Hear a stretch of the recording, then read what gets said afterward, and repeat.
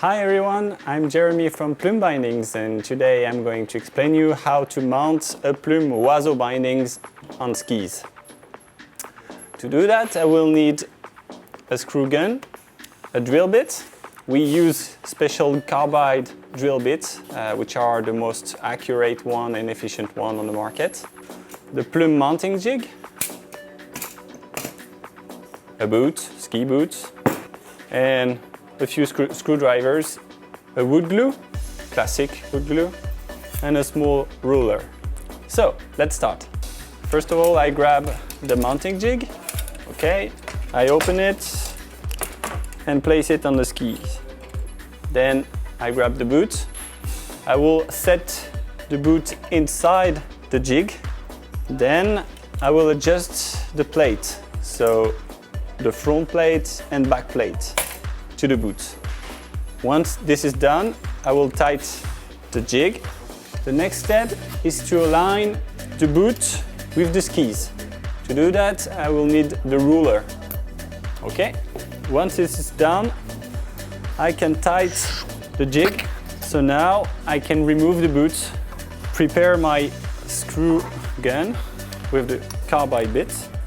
So the diameter of the bit you have to use is provided on skis. So here it's a 4.1 diameter.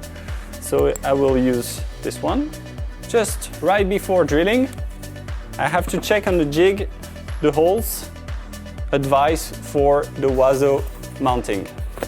So I go vertically, use the screw gun. There is no need to press too much because the carbide drill bit is pretty efficient. And I repeat the action for the 8 holes. So right after drilling the ski, my advice is to take a measurement so you can repeat it on the second ski. So I use this part as a guide and I measure from this part to the tail of the skis. Okay, I take note of this measurement. So this way we are 100% sure that we have the exact same mounting between one ski and the other one. So once the skis are drilled, I can remove the jig. So now I will make sure to clean the holes. So you can eventually use a hair blower if you have one, or just tap on the skis. So the glue is, as I said before, is a classic wood glue we recommend. And then, so I put some glue inside. So before placing the toe piece, I check the glue, and if necessary I can add some more because the skis have been absorbing the glue. I can place it on the skis. Then I can take the mounting screws and use either a Phillips screwdriver or a screw gun. But I don't tie them too much. Okay, once the toe piece is done, I can do the heel piece. So now as the heel piece is fixed on skis, I will use the boot. So now is a crucial step. I have to make sure that my toe piece and heel piece are perfectly aligned.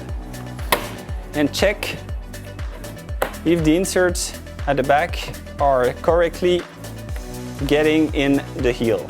I use the screwdriver.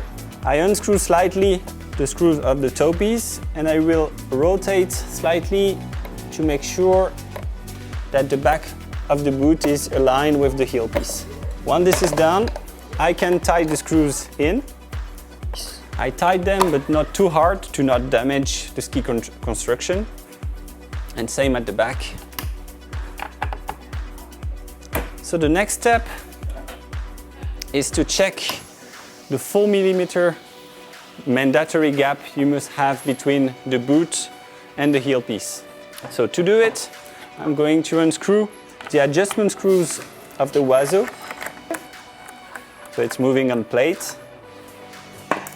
I will set the boot in. Now I rotate the heel piece 90 degrees. Then I use the small white pipe provided in the screw kit, and I place it between the boot and the heel. And now I can tighten again the adjustment screws. So the final step is to adjust your DIN setting. On the Wazo, you only have the lateral DIN setting to adjust. To do it, we recommend you to check the Isoski website. We will ask you the following questions. So the weight, the height, the ski level, your age, and your boot size in millimeters, which appears on the shell. Taking into account these criteria, you will be able to adjust the DIN properly.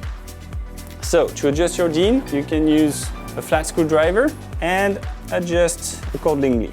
As I mentioned before, on the Wazo you only have the lateral DIN to adjust, but depending on your bindings, it can be the lateral and the front release. For instance, with the guide bindings, with the large screw, you're going to adjust the lateral release, and with the small screw here, the forward release.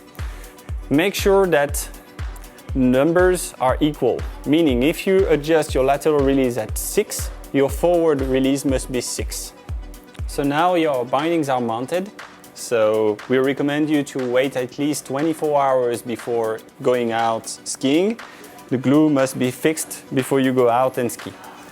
So I wish you a nice and pleasant ski touring season. Enjoy!